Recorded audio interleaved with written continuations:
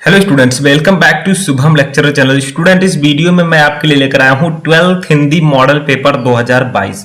Student, इस video में मैं आपको बताऊंगा कि जो आपका 2022 बोर्ड एग्जाम है उसमें हिंदी का पेपर किस प्रकार से आएगा। पूरा पेपर पैटर्न मैं इस वीडियो में आपको बताने वाला हूं कि कौन से क्वेश्चन है जो हमेशा आते हैं, आपका पेपर पैटर्न कैसा होगा, किस प्रकार से आपका क्वेश्चन पूछा जाएगा। ठीक है, यानी कि जिस प्रकार से पेपर आएगा सेम उसी प्रकार ये वीडियो होगा, क्योंकि ये मॉडल पेपर है। मॉडल पेपर का मतलब जिस प्रकार पेपर आएगा सेम उसी प्रकार का ये पेपर मैं आपको बताने वाला हूं। देखिए, सामान्य हिंदी केवल एक प्रश्न पत्र के नए पैटर्न के अनुसार। देखिए, समय आपके पास रहेंगे 3 घंटे 15 मिनट।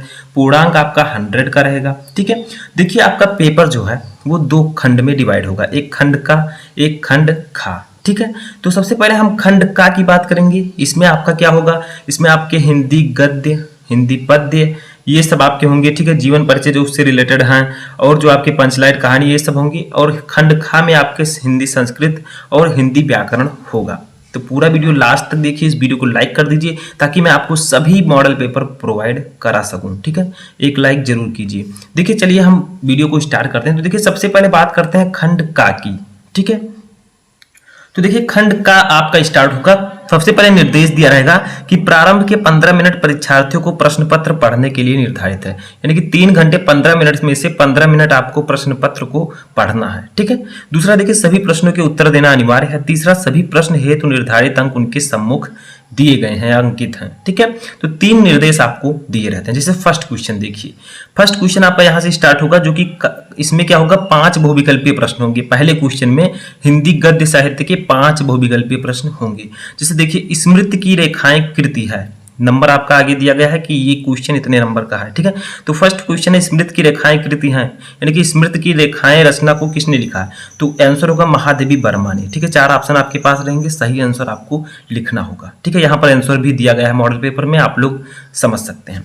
खा देखिए, ऐसे फर्स्ट में 5 बहुविकल्पीय प्रश्न होंगे। खा है नासिक के तो पाख्यान के रचयिता हैं, कौन है, सदल मिश्र हैं। तो आपको 4 ऑप्शंस दिए रहेंगे, सही आंसर लिखना होगा। गा है तपोभूमि रचना किस विधा की है, तो ये उपन्यास है। ठीक है, घा है नागरिक प्रचारणी सभा की स्थापना हुई किस युग में, द्विवेदी युग में। ठीक है, उसके बाद में अंगा क्वेश्चन है गुनाहों का देवता कृति है धर्मवीर भारती जी की। तो आपके पास क्या सीखा आपने, पहले क्वेश्चन में 5 बहुविकल्पीय प्रश्न होंगे हिंदी गद्य साहित्य के, जिसमें आपको 4 ऑप्शंस दिए रहेंगे, किसी एक ऑप्शन जो सही होगा उसको लिखना होगा। दूसरा क्वेश्चन जो होगा इसमें भी 5 बहुविकल्पीय प्रश्न होंगे हिंदी पद्य साहित्य से। सेम उसी तरह आपको करना है। जैसे प्रिय प्रवास के रचनाकार हैं, कौन है, अयोध्या सिंह उपाध्याय, यहाँ भी 4 ऑप्शन रहेंगे। खा देखिए, हिंदी का प्रथम महाकाव्य है पृथ्वीराज रासो, तो 4 ऑप्शन है, आपको सही आंसर लिखना होगा। सही आंसर भी इसमें दिया गया है। गा है साकेत कृति के रचनाकार हैं, कौन, मैथिली शरण गुप्त। ठीक है, तो ये सब मैं आपको लगातार प्रोवाइड कराता रहता हूँ अपने चैनल पर बहुविकल्पीय प्रश्न, तो आप लोग वहां से पढ़ सकते हैं। देखिए, घा है निम्नलिखित में से कौन सा ग्रंथ आदिकाल का है, तो ये है बीसल देव रासो।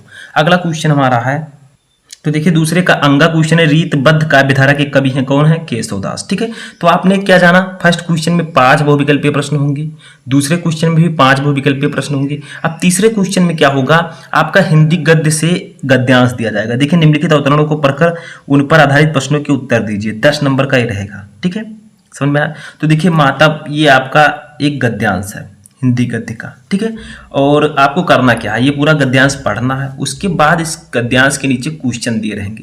देखिए 5 क्वेश्चन देगा, 1 2 3 4 5, इन 5 का आपको आंसर लिखना है। ठीक है, उपयुक्त गद्यांश को पढ़कर निम्नलिखित प्रश्नों के उत्तर दीजिए।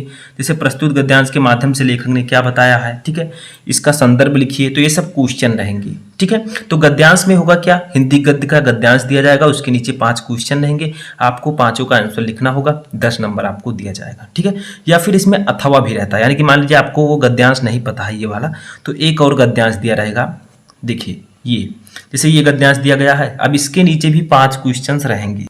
तो देखिए इसके नीचे भी 5 क्वेश्चन है, 1 2 3 4 5, तो ये 5 क्वेश्चन है, इनके लिए भी आपको 10 नंबर। तो दोनों गद्यांश में से किसी एक को आपको करना होगा, जो आपको पता है वो कीजिए, 10 नंबर आपको इसके लिए दिया जाएगा। सेम उसी तरह देखिए हिंदी पद्य का। ठीक है, इसमें क्या होगा, इसमें निम्नलिखित पद्यांशों को पढ़कर उन पर आधारित प्रश्नों के उत्तर दीजिए, यानी कि इस प्रकार से पद्यांश दिया रहेगा, इसके नीचे 5 क्वेश्चन दिए रहेंगे। ठीक है, जैसे हिंदी गद्य में था वैसे पद्य में भी है। या फिर अथवा लगाया, मान लीजिए वो पद्यांश आपको नहीं पता है तो एक और पद्यांश दिया रहेगा, इसके नीचे भी 5 क्वेश्चंस रहेंगे। ठीक है, जैसे देखिए ये 5 क्वेश्चन है, ठीक है, दूसरा, तीसरा, चौथा, पांचवा। तो हिंदी पद्य से भी 2 पद्यांश पूछे जाएंगे, उनका आपको किसी में दोनों में से जो आपको पता है वो वाला पद्यांश आप सॉल्व कर सकते हैं, ठीक है। इसी पद्यांश से रिलेटेड क्वेश्चन नीचे दिए जाएंगे। पांचवा क्वेश्चन हमारा है, इसमें जीवन परिचय पूछा जाएगा। जैसे देखिए, निम्नलिखित लेखकों में से किसी एक लेखक का साहित्यिक परिचय देते हुए उनकी कृतियों पर प्रकाश डालिए। ये हिंदी गद्य से जीवन परिचय पूछा जाएगा। शब्द सीमा आपको 80 शब्द, यानी कि आप लोग अधिकतम 80 शब्द में लिखिए। फर्स्ट है कन्हैयालाल मिश्र प्रभाकर, दूसरा है डॉक्टर हजारी प्रसाद द्विवेदी, तीसरा है हरिशंकर परसाई। 3 लेखकों के नाम दिए जाएंगे, तीनों में से किसी एक का आप साहित्यिक परिचय देते हुए उनकी कृतियां लिखिए। 5 नंबर इसके लिए आपको दिया जाएगा, ठीक है। ऐसे खा है, अब ये हिंदी गद्य से ऊपर वाला जीवन परिचय था, ये वाला हिंदी पद्य से होगा। निम्नलिखित कवियों में से किसी एक का साहित्यिक परिचय देते हुए उनकी कृतियों पर प्रकाश डालिए। तो इनमें भी 3 कवि दिए रहेंगे, किसी एक का जीवन परिचय आपको लिखना होगा 80 शब्द में। 5 नंबर इसके लिए भी, ठीक है। छठवां हमारा है, कहानी के तत्वों के आधार पर ध्रुव यात्रा कहानी की समीक्षा कीजिए, यानी कि ध्रुव यात्रा कहानी को आप लोगों को समझाना है, ठीक है। अब मान लीजिए वाला नहीं पता है तो इसमें भी अथवा लगा रहता है, ये देखिए। पंचलाइट कहानी का उद्देश्य अपने शब्दों में लिखिए। मान लीजिए छठवां का ये वाला क्वेश्चन नहीं पता तो आप ये कर सकते हैं, इसमें 2 ऑप्शंस रहेंगे, ठीक है। इसके लिए आपको 5 नंबर दिया जाएगा। 7वें में भी देखिए, निम्नलिखित खंडकाव्य में से स्वापतित खंडकाव्य के आधार पर किसी एक प्रश्न का उत्तर दीजिए, यानी कि जो आप में खंडकाव्य है, जैसे इसमें कई खंडकाव्य दिए गए हैं, आप देख सकते हैं, ये रश्मिरथी, त्यागपथी, मुक्ति यज्ञ, आलोक, परवृत्त, श्रवण कुमार, ठीक है, सत्य की जीत। तो ये खंडकाव्य दिए गए हैं। मान लीजिए आप में त्यागपथी है, ठीक है, तो क्या कीजिए, त्यागपथी दूसरा वाला है, आपके सिलेबस में जो होगा उसी को आपको सॉल्व करना है। 5 नंबर इसके लिए मिलेगा। तो त्यागपथी मान लीजिए आप में, तो त्यागपथी का जो दूसरा क्वेश्चन है इसमें अथवा लगा है। मान लीजिए त्यागपथी खंडकाव्य की कथा वस्तु संक्षेप में लिखिए, या अथवा लगा हुआ है त्यागपथी खंडकाव्य के आधार पर किसी स्त्री पात्र का चरित्रांकन कीजिए। तो त्यागपथी में 2 ऑप्शन हैं, किसी एक को आपको करना है, 5 नंबर आपको मिलेगा। ऐसे जो भी आपके सिलेबस में है उसको आप सॉल्व कीजिए, ठीक है। अब ये पूरा आपका खंड का समाप्त हो चुका है, आपका 50 नंबर जो है क्लियर हो चुका है। 50 नंबर में आपसे यही सब पूछे जाएंगे। अब हम लोग खंड खा की बात करते हैं। तो देखिए, खंड खा में सबसे पहले आपका संस्कृत आएगा। निम्नलिखित अवधारणाओं का संदर्भ सहित हिंदी में अनुवाद कीजिए, 7 नंबर का रहेगा। इसमें क्या होगा, जैसे का है, ये आपका एक संस्कृत का दिया गया है, ठीक है। यहाँ तक देखिए, ये आपका यहाँ से स्टार्ट हुआ है और ये यहाँ तक दिया गया है, ठीक है, यहाँ तक। अब क्या करना है आपको, इस ये जो गद्यांश दिया गया है इसका आप संदर्भ लिखिए और इसका हिंदी अनुवाद लिखिए। मान लीजिए ये गद्यांश आपको नहीं पता है तो अथवा ये देखिए लगा हुआ है, ये महामना विद्वान वक्ता धार्मिकों नेता, ठीक है, ठीक है। तो आप ये वाला कर सकते हैं, ठीक है, यहाँ तक है। तो यानी कि क्या होगा, खंडखा का जो फर्स्ट क्वेश्चन होगा, 9वां क्वेश्चन, उसमें क्या होगा, आपको 2 हिंदी संस्कृत के गद्यांश दिए जाएंगे, दोनों में से किसी एक को आपको सॉल्व करना है। क्या करना है, आपको संदर्भ लिखना है और उसका हिंदी में अनुवाद करना है। मैं बहुत सारे आपको गद्यांश बता चुका हूँ संस्कृत हिंदी गद्य पद्य का, तो आप लोग पढ़ सकते हैं जाकर। खा देखिए, ये हिंदी श्लोक होगा, संस्कृत का श्लोक। दिए गए पद्यांशों में से किसी एक का ससंदर्भ हिंदी में अनुवाद कीजिए। जैसे देखिए, अभी तक आपने देखा कि हिंदी संस्कृत में गद्यांश पूछा गया था, अब यहाँ पर पद्यांश भी पूछा जाएगा 7 नंबर का, ठीक है, बराबर का नंबर। तो इसमें क्या होगा, जैसे फर्स्ट भाषा मुख्य मधुर दिव्य गिरवाण भारती तस्या ही मधुरम काव्यम तस्माद सुभाषितम, ये दिया गया है, ठीक है, गद्यांश या श्लोक। ये वाला आप कर सकते हैं, या फिर अथवा लगा हुआ है इसको कर दीजिए। इसमें क्या होगा, आपको संदर्भ लिखना है पहले कि किस पाठ से लिया गया है, उसके बाद में आपको इसका हिंदी अनुवाद करना है। दोनों में से किसी एक को आपको करना है, ठीक है, समझ में आया। अब 10वां क्वेश्चन आपका हिंदी व्याकरण से होगा, जो कि मुहावरे और लोकोक्तियां होगा। निम्नलिखित मुहावरे और लोकोक्तियों में से किसी एक का अर्थ लिखते हुए वाक्य प्रयोग कीजिए, यानी कि इन चारों में से किसी एक का सिर्फ आपको अर्थ लिखना है और वाक्य प्रयोग करना है, आपको 2 नंबर दिया जाएगा, ठीक है, समझ में आया। अब देखिए, हमारा 11वां क्वेश्चन होगा संधि विच्छेद। निम्नलिखित शब्दों के संधि विच्छेद के सही विकल्प का चयन करके लिखिए, यानी कि आपके 3 आपको क्वेश्चन दिए जाएंगे, तीनों क्वेश्चन आपके बहुविकल्पीय होंगे और सही क्वेश्चन आपको सही आंसर लिखना है। 3 नंबर आपको दिया जाएगा, एक क्वेश्चन के लिए 1 नंबर, 3 क्वेश्चन के लिए 3 नंबर। जैसे देखिए, देवालय का संधि विच्छेद है। अब देवालय का सही संधि विच्छेद इन चारों में से कौन है, वो आपको आंसर में लिखना है, ठीक है, ऐसे ही तीनों का लिखना है। अब देखिए, 11वां कक्षा में आपसे विभक्ति और वचन पूछा जाएगा।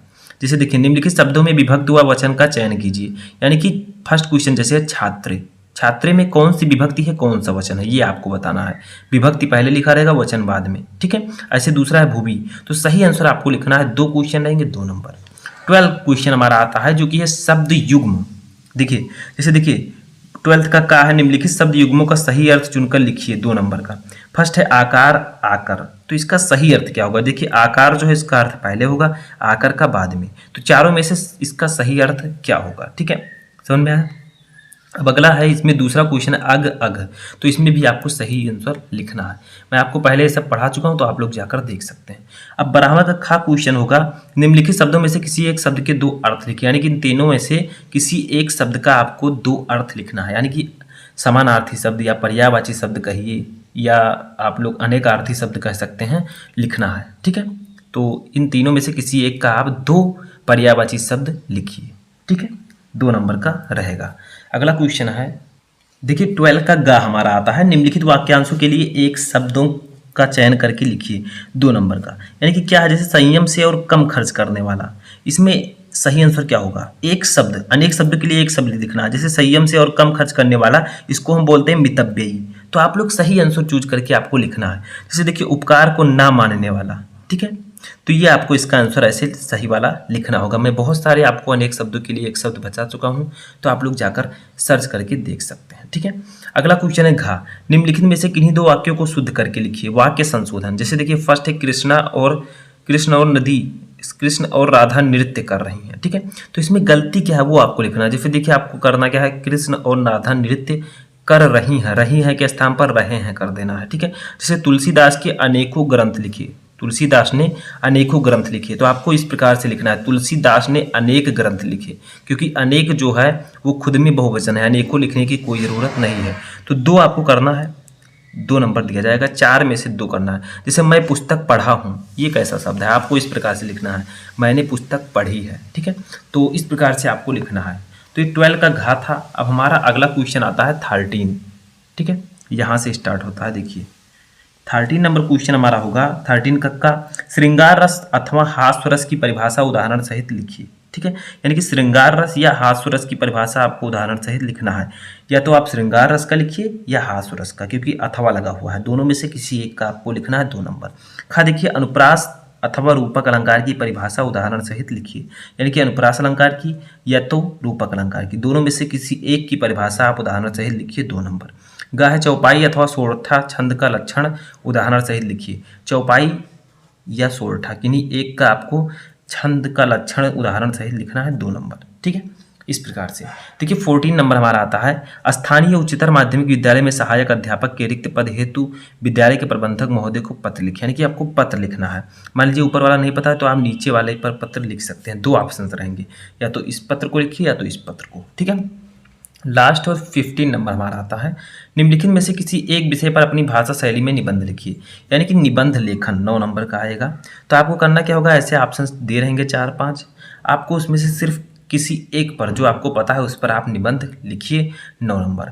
तो ये था आपका 50 नंबर का हिंदी व्याकरण। तो टोटल आपका 50 एंड 50 मिलाकर ये पूरा हो गया 100।